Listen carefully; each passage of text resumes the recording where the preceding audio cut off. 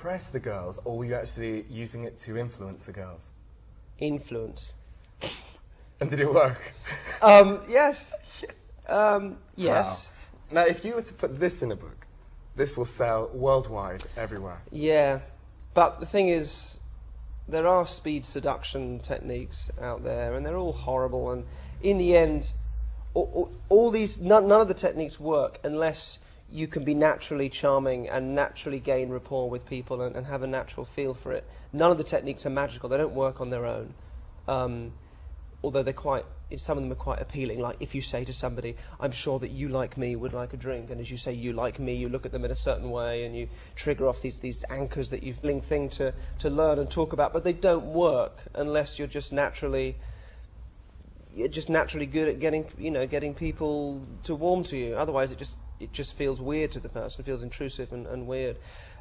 So the priority has to be just be charming, be a nice bloke, and don't worry about special magical techniques. And then you'll find your ways. And then after you've found your ways that you find are naturally persuasive, you could then put those down in a book and say, oh, this is this technique or that technique, and everyone thinks, oh, that's amazing, I'll try that out. And you know it won't work for them, but it'll work for you. So that's all it is. It's just be nice and pay attention to people and listen to people and know what you want. Have a presumption in your mind. Just be absolutely sure of the outcome and the goal that you want, and then go about it charmingly and never question it.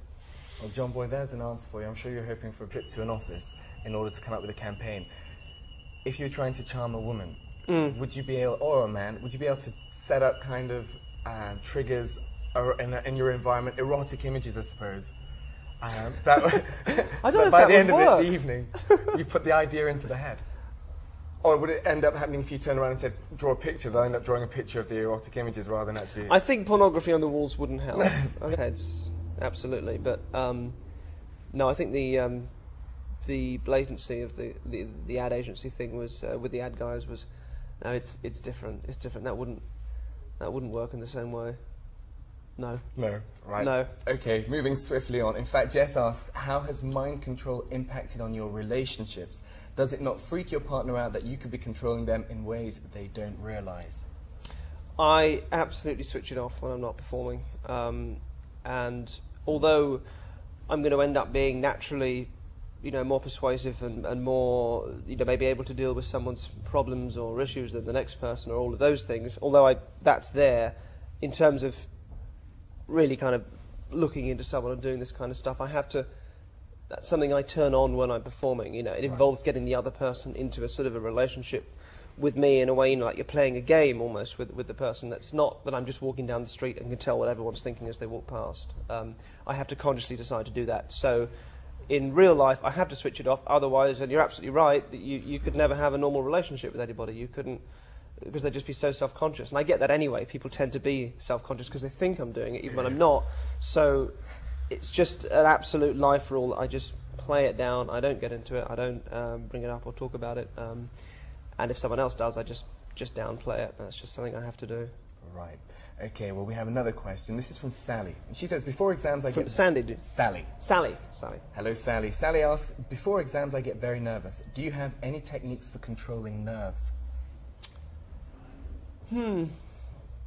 Well, I think a lot of that will depend on what you're doing in your head in order to feel nervous. And the way that we get nervous or excited or calm or whatever is by having an image of something, the way we represent a situation to ourselves, and we represent that in a way that makes us feel nervous. So if you think about something and you realize that you're thinking about it as like full, big, bright, colourful image, as if it was on like a big sort of wraparound screen, that will make you emotionally engage quite a lot with that thing, whether it's excitement or move it away from you. So it's like, and then drain the colour out. So you've got like a black and white image further away. And instead of seeing it out of your own eyes, see yourself in the picture. So now what you've done is you've detached yourself. You've given yourself distance from the situation.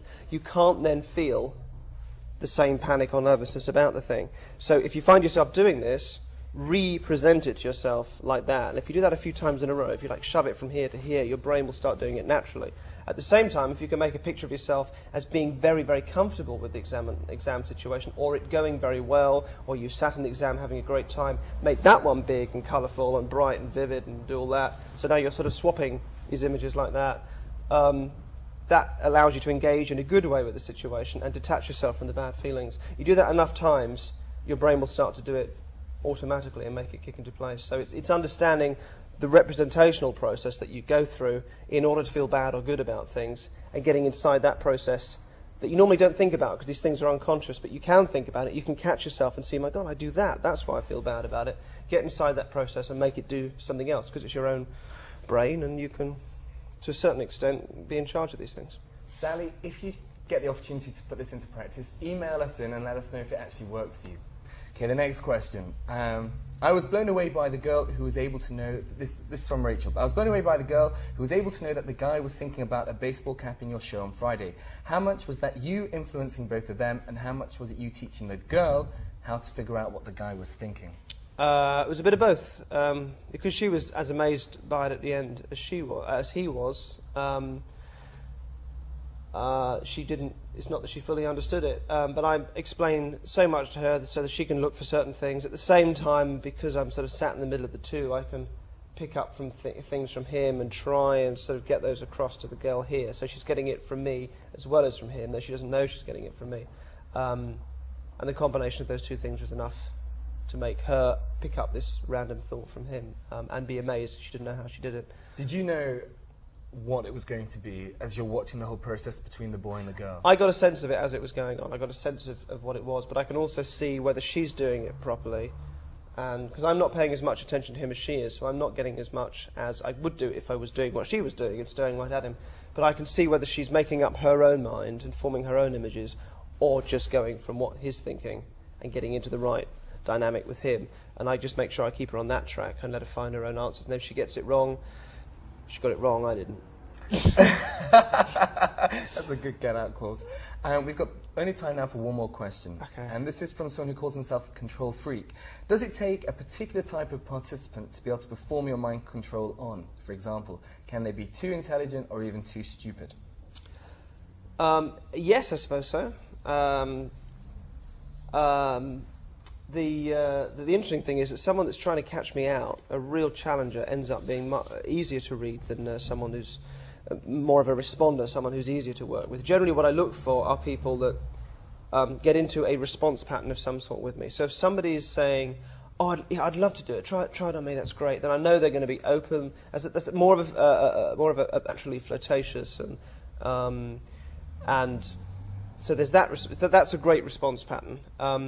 The other response pattern, which is more of a blokey thing, is go on then, try it on me. Go on, I bet it wouldn't work on me, sort of thing. And it's more competitive and it's more of a challenge. What they don't realise is they're being even more responsive than the first person. Because if you say to the first person who's being open and responsive, think of a letter of the alphabet, they go, okay, yeah, I got one. And you've got a 1 in 26 chance to start with. With the bloke saying, go on then, try it on me, I bet you couldn't do it. Right, I'm thinking of a letter, do it on me.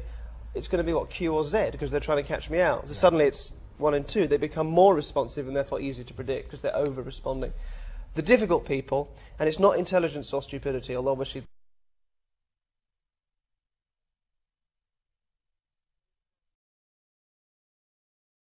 somebody sort of has if someone's disinterested and detached, then it's better than I don't normally find myself working with those people, so it kind of takes care of itself. My job is to get them into a response pattern first, and if I find that difficult, that has to be my first task, is finding the hook. After that, it's easy. From our conversation today, would I be someone that would be... So there are areas that would absolutely work very well with you, and others that I wouldn't, I'd do on someone else. Right. Well, that's all we've got time for. Thanks for all your questions out there. Derren, is there anything that you'd finally like to say to the viewers out there, or maybe suggest to them? Come and see the tour. Watch the show. No, thank you very much. I really appreciate the emails and questions. It's very nice to sit and talk about yourself, which I'm doing all day today. Apologies if you're in a part of the country where the tour isn't coming. There were a few sort of mess-ups and difficulties with actually booking the theatres on tour, and there are apologies for that. If you do come and see it live, I hope you like it. If you're watching the show, I hope you like that. And if you do have to vomit, just try not to. For every Friday night at 10:30 for the next few weeks. Also, as he's just mentioned, he has his spring tour, which is kicking off on March the 17th. And for more details of that, go to www.derrenbrown.co.uk. Thanks again for all your questions. Look forward to you joining us again next time. Goodbye.